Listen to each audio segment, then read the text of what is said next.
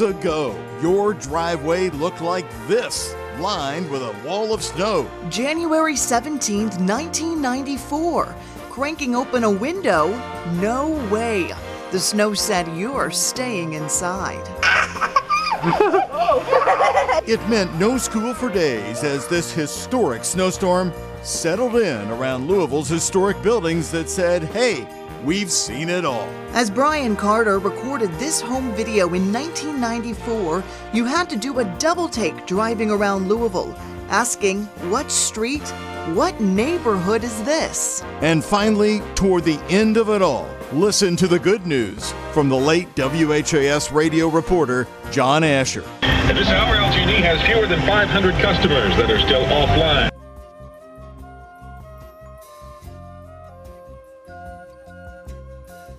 And welcome, everyone. It's a day that many of you cherish, but most would like to forget forever. 30 years ago today, it was the winter storm of '94, the storm that brought Kentuckiana to a stop for days. And hi again, I'm Doug Proffitt. And I'm Shay McAllister. This is a big anniversary. Here at 5:30, we are going to take you back. During this special half hour, we do have a surprise guest joining us live in just a second. Plus, the National Weather Service talks about that forecast that went back and forth. But first, we begin with meteorologist Alden German and senior photojournalist Alyssa Newton. They bring you the WHAS 11 archives 30 years ago when it stunned all of us. A generational snowstorm 30 years ago today brought record-breaking snow and cold to Kentuckiana. Louisville experienced its coldest temperature ever of 22 degrees below zero, and Shelbyville saw the coldest temperature ever recorded in the state at negative 37 degrees. We're taking a trip back in time to the 1994 snowstorm. January 17th, 1994. Frozen in time like a snowy Pompeii, Louisville sits cold, isolated, and frustrated. It was brutal. It was a 1-2 punch that was devastating. Nightmare. Nearly 16 inches of snow fell in Louisville. No letting up in sight. A daily snowfall record for the city. And our plans today, folks, to stay on the air right through the thick of this snowstorm. Some communities around Kentuckiana saw even more. It started the night of January 16th. Snow was forecast, but not 16 inches. I mean, we've just never seen anything like it before. Temperatures plummeted to the coldest ever recorded in the city and state, 22 degrees below zero. We've been talking about these down power lines. Power outages and burst pipes made a bad situation worse, but still, more nightmares came. Travel, not advised. Traffic is not moving, and it has not been moving. No one could go anywhere. We had to put our arms on the front of the windshield and wipe the snow off. The snowflakes were as big as Dixie cups. But they're not going any further. They're not going to make it to downtown Louisville today, and there's no telling when we'll get all this cleaned up. Louisville was crippled, and Mayor Jerry Abramson was trying to get it moving again. It was really difficult to be able to get the community back into movement again. And all of a sudden, you're called on to provide the services that people need in terms of access to the roads, access to the hospitals, access to the dialysis clinics, access to the schools, and literally the community came to a halt. It wasn't going to be a quick fix. Louisville was simply unprepared. People needed help, especially medical attention. This, according to former WHAS 11 news anchor Rachel Platt, is when the community began to shine. For the community, what I remember is when truckers and motorists were stranded on the interstate, people coming from their homes in those areas. I remember in southern Indiana, people were walking out to give them water, to give them food, to make sure that they were okay. There was a young girl who needed a transplant, people shoveling a lot so a helicopter could get in so she could go and get the transplant. I can't believe it, and I just say thank you from the bottom of my heart. It was a sense of community, I felt, and neighbor helping neighbor at its best. But this is probably the worst I've seen it in this town. Doug Proffitt and Rachel Platt helmed WHAS's coverage starting at 5:30 that morning, providing a critical service before the time of social media to know who needed help and where. Rachel and I would say, so-and-so has been in their house now for 48 hours without any heat, and they need somebody in an SUV to go get them. We can connect you with them, give us a call or whatever. And suddenly you would see 10 people show up at this person's house and rescue them.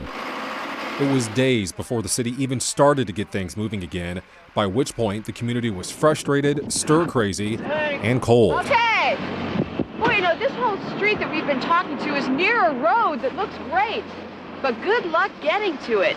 Most of us still can't get out of our driveways, and Kentucky interstates are still closed. Rush hour. I-65 was shut down.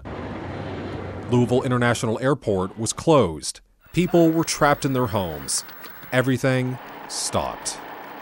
We didn't have the kind of equipment and the kind of game plan to respond to 16 inches of snow and 22 below zero. Mayor Abramson even got a phone call from the U.S. Transportation Secretary demanding to know what was happening. A major economic thoroughfare was closed, both land and air. UPS, the city's largest employer, was livid. Well, once you shut down 65, even if people could get out, they couldn't get to UPS for overnight deliveries and second-day deliveries. And they came to my office and said, look, if you're not going to invest to be prepared for the next snowstorm like this, we're leaving. I mean, we're leaving.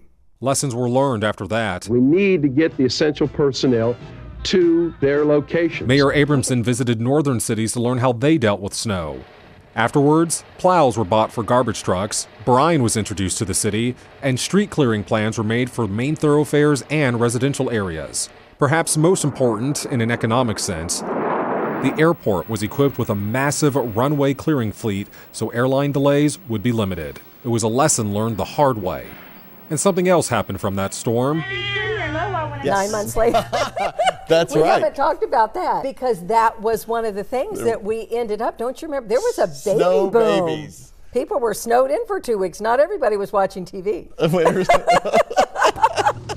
Although we haven't seen such a crippling snow since, the question remains, is Louisville ready for the next time? We're better placed, we've got better equipment, we'll be more quick to respond. But that was an incredibly unique situation. I think we would be better off. Would we still have problems? Yes, but I don't think we would be shut down to the extent that we were. Out of turmoil, beauty, Knock on ice. and even humor could still be found years later. Amazing to me how beautiful the community had become. I'll give you a funny story. I went out of office and I'm lying in bed with my wife 1, 2 o'clock in the morning, and I hear sleet on the roof, and I jump up and I turn to my wife, and she says to me, "You're not the mayor. It's not your problem any longer." A once-in-a-generation snow in 1994, Louisville now waits for its next generational snow in the 21st century.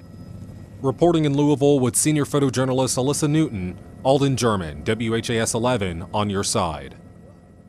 There you have it, the trying times, and it ended all with things like this. Take a look. You're looking live right now at the official Winter Storm of '94 t-shirt WHAS 11 produced as a fundraiser for the Crusade of for Children.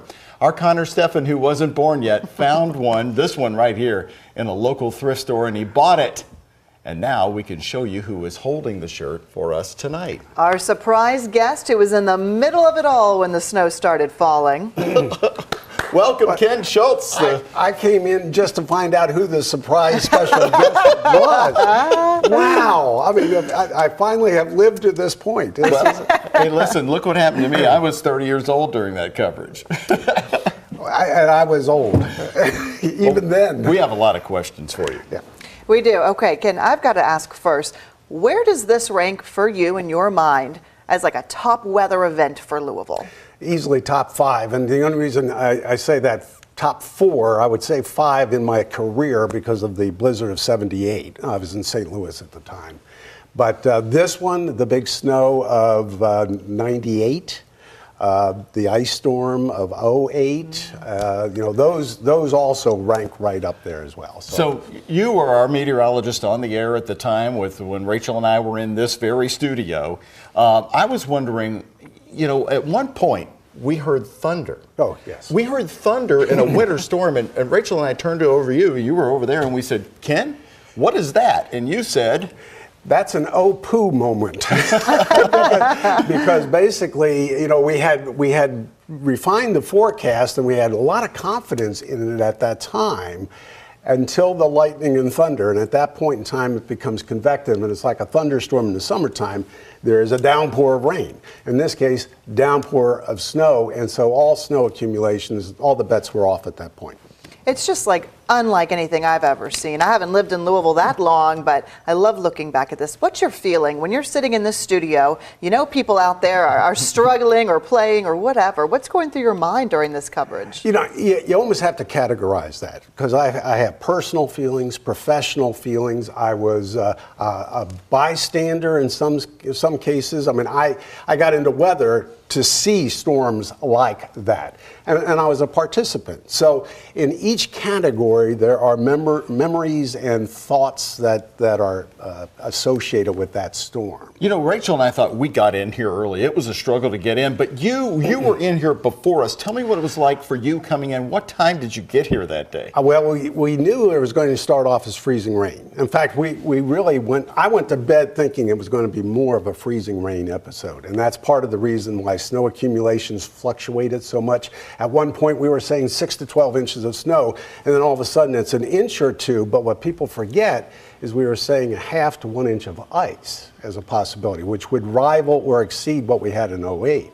So it was a dangerous winter storm, no matter which weather product we were going to be dealing with. I went to bed early Sunday evening, got up and hit the road at midnight, and I had to stop 2 times on the interstate to clear the windshield because the defrosters and the windshield wipers weren't keeping up with the snow accumulation. We were getting 2-3 inches of snow an hour. So that was a problem. I went on the air, did my first cut-in. I forgot what time, 2:30, 3 o'clock or something. And the only thing I can remember out of that was saying, I'm officially canceling rush hour. There is not going to be rush hour this morning, and that's probably the best forecast I made the entire day. So. Did you know then you were driving in and you were going to be in downtown for days? No, and let me explain that too. Because none of us had clean underwear. Well, and so we were put up at the Seelbach, I believe. Where you could walk to it. And after the second day, I decided to do a little bit of laundry, right? And as best I could. The only problem is, that night, the heat went out at the Seelbach, and so I walked to work for Wednesday morning in 22 below zero weather with wet. Everything. Oh, no. Frozen as it was. Christina San Juan is joining us, Ken, and she's got some questions for you. Hey, Christina. Well, Ken, as we know, forecasting snow is difficult, just plain difficult, even with all of the technology that we have nowadays. But 30 years ago, surely that wasn't the case. How did you do it? The models that you're using now, for example, Colleen, yourself in the evening, that's 2, 3, 4 generations past what models we were using, computer models that we were using back in '94. So there was a lot of holes to fill in.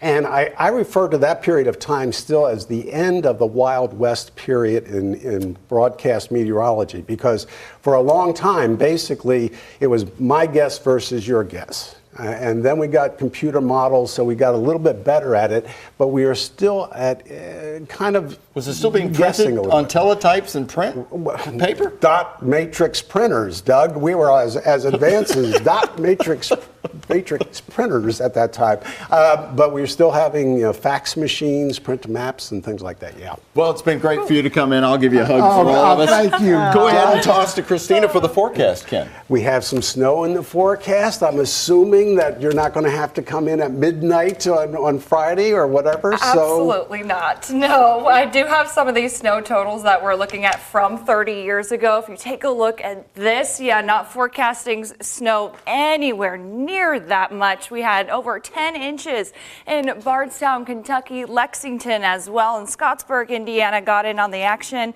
too, actually clocking in 7 inches of snow, and not to mention that cold. You think it's cold out there right now?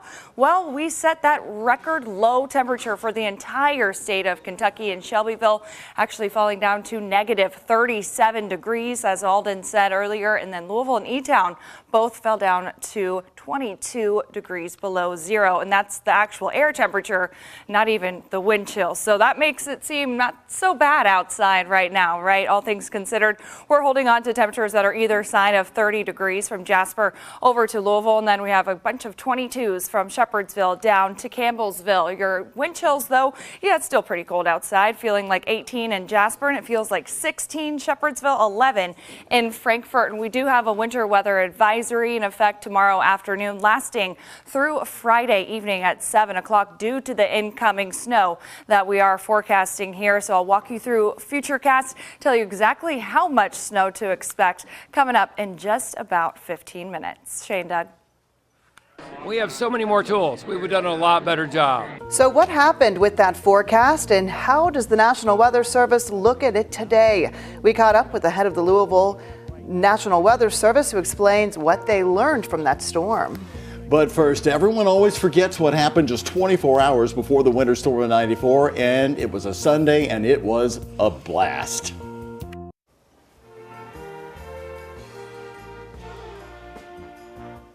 The day before the winter storm of '94 started was a Sunday, and WHAS 11 News was on the air early that morning with a team coverage of another blast. It was a big one, an implosion. I was right here up on our rooftop anchoring that freezing morning as the Commonwealth building by the Brown Hotel was brought right to the ground. We're promising you full-blown, no-talk coverage when the building comes down. None of us will be talking, so you'll get to watch it right here on WHAS 11. The 21-story building at 4th and Broadway came down in seconds. It was built in 1928 and was originally named after Martin Brown, the Martin Brown building, the brother of the man who built the Brown Hotel, J. Graham Brown. Here's some of our coverage from that day. There were some advantages to seeing the implosion live. There was the countdown. 3, 2, 1. And it was hard to beat this for a view.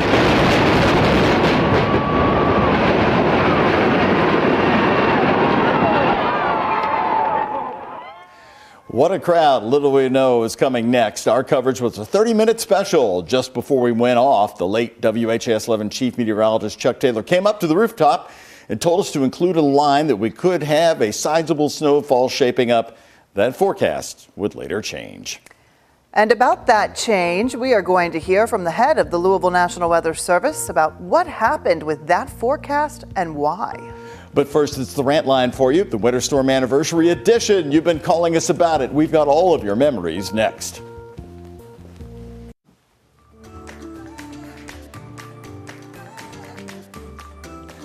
Tonight here on The Rant, if there's one storm that deserved a rant line, it's the winter storm of '94. But you had no problem filling up our emails, Facebook, phone lines, and great stories from 30 years ago.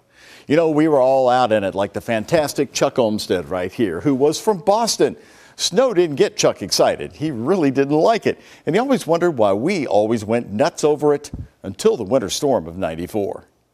Yeah, Doug, the snowstorm is responsible for one of the greatest joys of my life.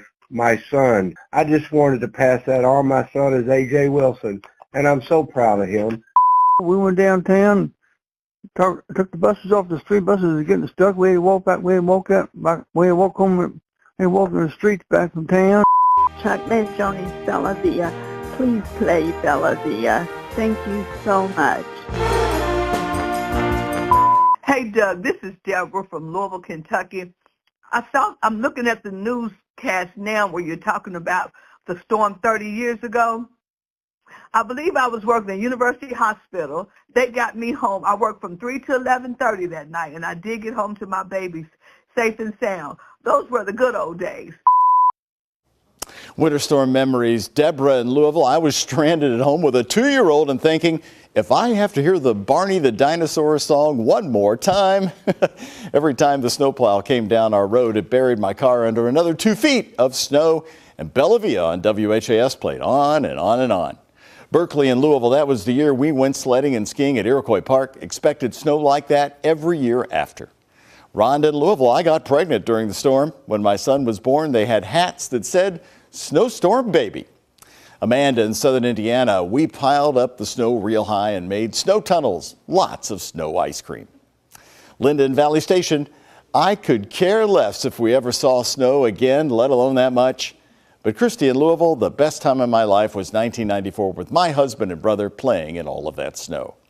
Well, tomorrow we're back to reality as if in 1994 it didn't do it for us.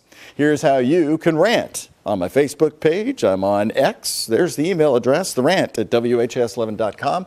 And call the Rant line at 502-582-RANT. Have you all seen this VHS tape? I've heard all about it. It floats around the newsroom. Well, they did a fundraiser. This is our coverage from back then. It raised $85,000 for the Crusade for Children. Isn't that nice? Oh, between that and the T-shirt, I think I'd like the T-shirt a little better these days. But thrift stores. This is a great memento. We would have to find something that still plays VHS tapes at this point. They take them away. It's a good point, and we cool. are putting it on our WHAS 11 app. You can actually watch it there. Oh, so cool. Well, it's perfect timing because we've got more snow right on the doorstep. We do have some snow on the way, but very little impact expected for us across Kentuckiana and little accumulation, but I do think we could at least squeeze out our first 1 inch here in Louisville. Here's what you need to know about what we can expect over the next 48 hours or so. We could initially see some very light freezing rain transition over to light snow tomorrow evening through first thing on Friday, and that could certainly create some hazardous travel by way of some very thin glaze of ice on your commute Friday morning.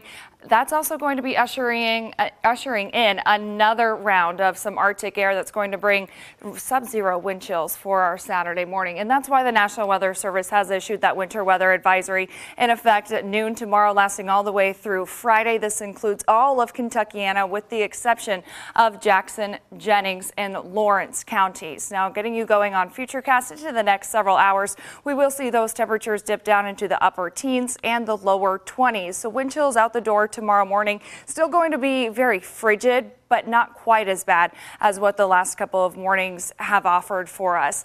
Temperature is going to be falling throughout the day as we go into, climbing throughout the day, I should say. As we move into about 2-3 o'clock hour, we'll be right around freezing, and that's why we could initially see that freezing rain before it eventually gets cold enough to transition over to some snow showers. Moving right along into 6-7 o'clock tomorrow night, that's when we'll see all of that snow mainly going to be staying south of Louisville, though, until it eventually begins to spread out across the entire area by Friday morning. And again, this is when lots of folks could be heading out the door to work, sending those kids off to the bus.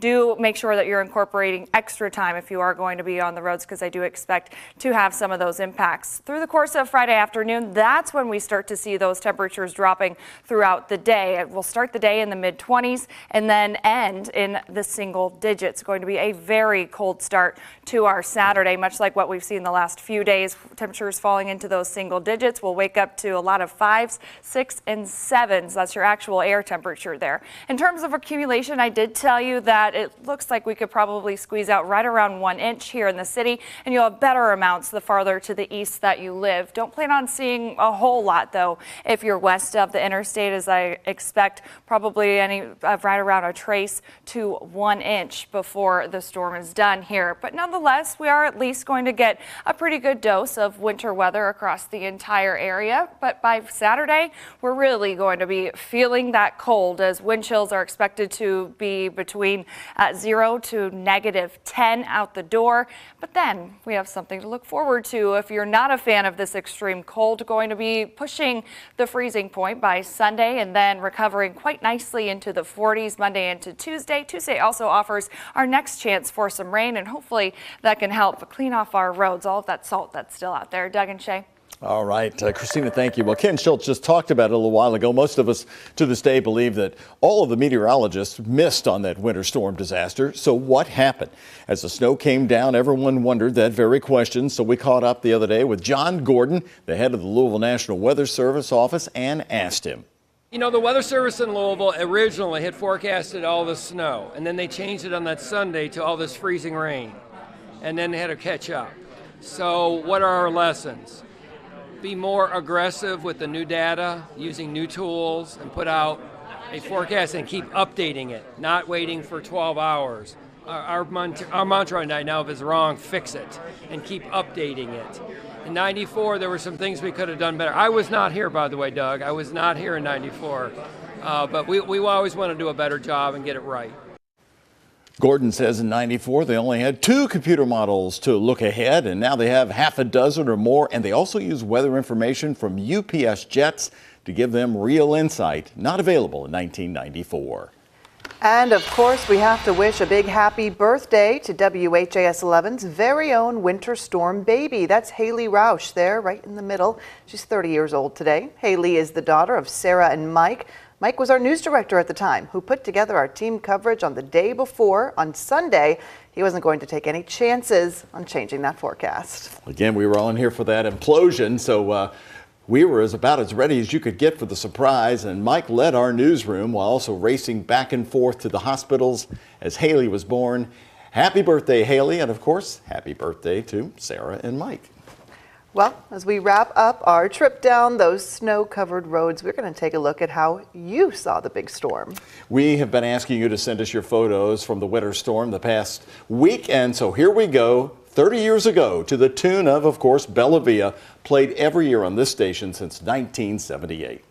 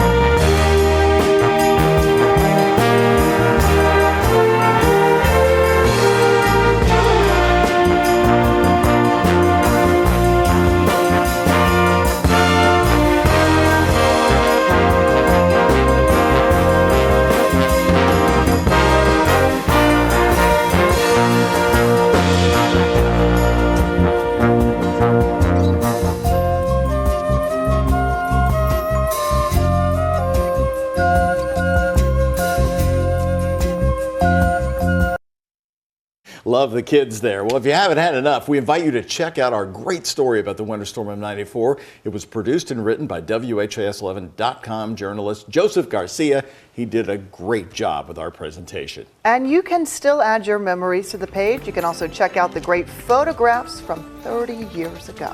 As you said, what a chore to get them out, and they sent them to us Oh, from, we so from the appreciate boxes. it. Yeah, not as simple as today.